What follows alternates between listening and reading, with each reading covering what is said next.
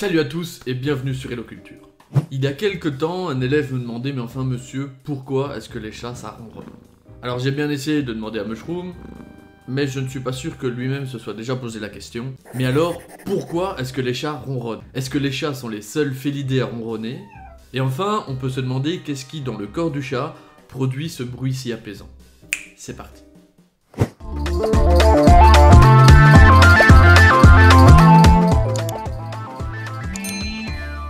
Bien que nous soyons très nombreux à attribuer le ronronnement du chat à un état de bien-être, plusieurs études révèlent en fait que ce ronronnement est utilisé dans bien d'autres occasions. On connaissait le pouvoir apaisant du ronronnement sur certaines personnes malades ou stressées, mais le ronronnement est en fait aussi efficace pour le chat lui-même. Les chats peuvent donc ronronner dans des situations stressantes. Dans ce cas, le ronronnement serait semblable pour le chat à ce que les humains font quand ils crient ou quand ils rigolent. Certains vétérinaires ou certains amateurs de chats ont déjà même observé qu'un chat placé à côté d'un congénère blessé allait se mettre à ronronner pour tenter de le calmer.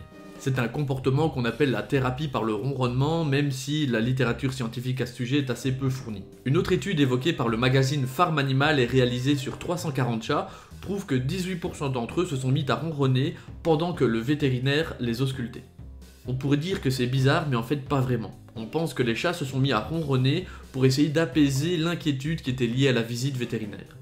Par ailleurs, des chercheurs ont montré que les fréquences basses qui étaient émises lors du ronronnement correspondaient à des fréquences thérapeutiques favorables à la réparation tissulaire des félins. Autrement dit, les ronronnements pourraient accélérer la croissance osseuse et la réparation tissulaire, la réparation des tissus.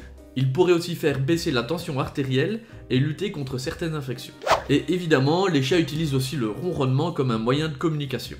Les jeunes chats s'incitent les uns les autres à jouer en ronronnant. Et les chats domestiques réclament de cette façon plus de caresses, plus d'attention ou encore plus de nourriture, on les connaît.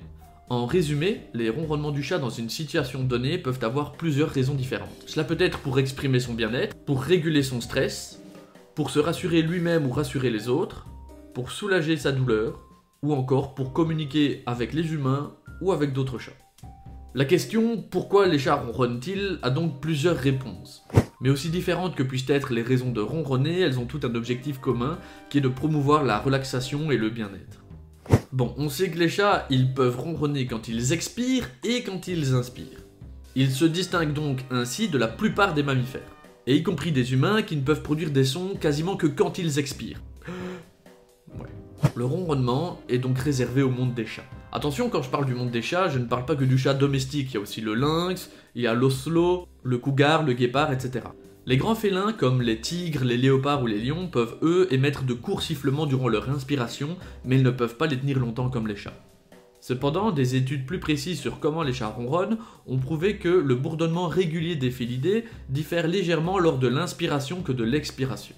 Lorsqu'ils inspirent, le ronronnement est plus court mais plus fort. Lorsqu'ils expirent, il est légèrement plus silencieux, mais plus long. Mais ces nuances subtiles sont imperceptibles à l'oreille humaine.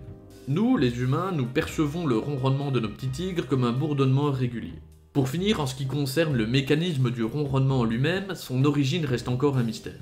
Pour m'en assurer, j'ai fait appel aux connaissances de l'un de mes amis vétérinaires, selon lequel il s'agirait le plus probablement d'une rapide contraction des muscles du larynx en alternance avec le diaphragme. Eh ben, et toi, tu le savais ça? Voilà, je pense que vous savez tout, en tout cas pour ma part ça s'arrête ici, donc voilà, je vous invite comme d'habitude à m'indiquer en commentaire ce que vous en avez pensé, et d'ici là je vous dis à bientôt pour une prochaine vidéo. Salut!